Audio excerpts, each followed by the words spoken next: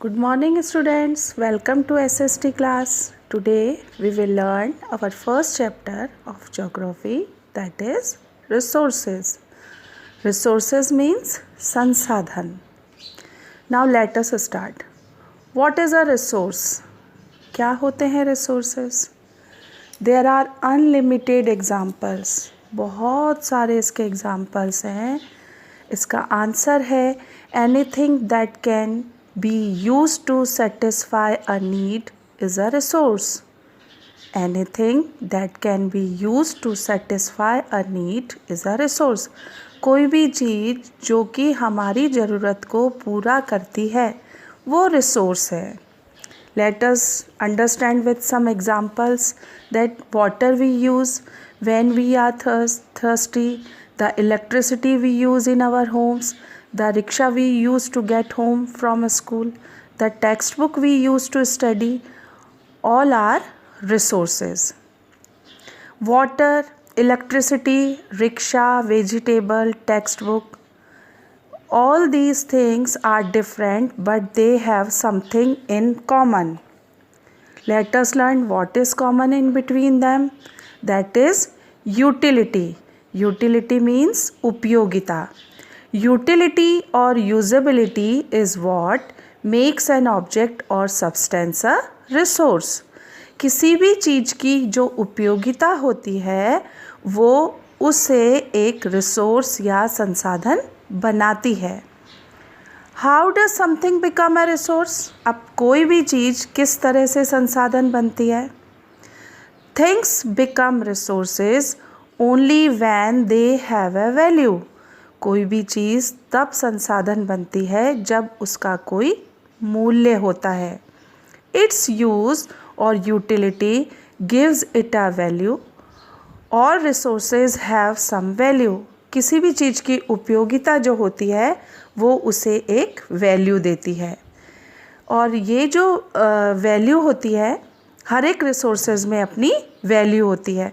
जैसे let us learn with an example कि हम पानी पीते हैं जब हम प्यासे होते हैं तो जो पानी है वो हमारी प्यास को बुझाता है उस समय पर. That means the water has a value to fulfil our thirst और need. Value means worth. Value का मतलब होता है किसी भी चीज़ का उपयोगिता या वर्थ, उसका उपयोग. जैसे बहुत सारे मेटल्स होते हैं like gold, silver, copper, diamond.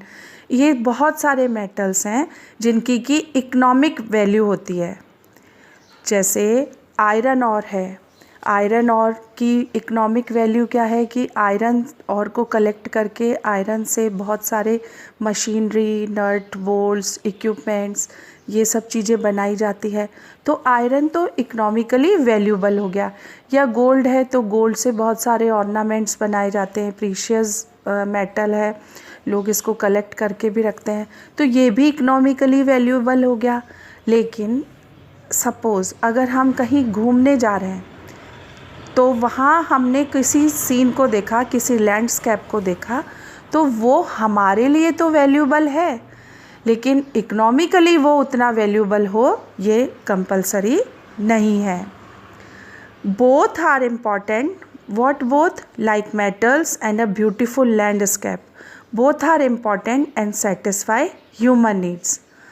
Some resources can become economically valuable with time.